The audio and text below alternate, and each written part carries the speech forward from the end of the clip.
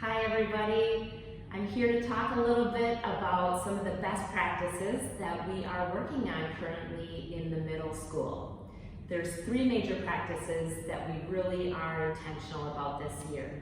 The first one is the gradual release of responsibility framework, and it's the concept of really transferring the ownership of learning onto the student. That involves the I do, we do, you do model. Teachers are using their lesson plans as a way to plan for the ways they will model, for the ways they will work on collaborative and guided practice, which then leads to what we call the independent practice, or the you do. So in the lesson plans you will see we have examples of that happening. We also have a secondary practice of including what's called the opening objective and the closing objective. Research tells us that when we know what we're working toward, and when students take ownership about what they are to be able to do and know, we see greater achievement.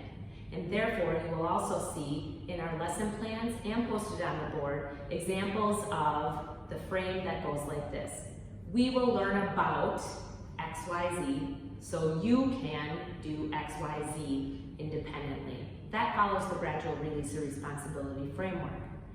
Together, we will learn, and then by the end of the lesson, learners should be able to apply their learning and do the skill on their own.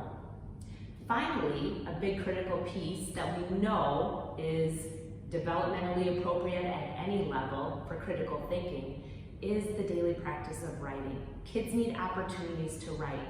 All of our learners are expected to be able to read every day something, some piece of text, and to be able to write about it. Being able to write about something really gets us into critical thinking and really helps us do what we call making thinking visible. Teachers right now are actively seeking ways of how to adapt to the current reality of hybrid teaching and learning. In this way, teachers have reflected on how can we increase the learner engagement for both learners at home and learners that are face-to-face with us.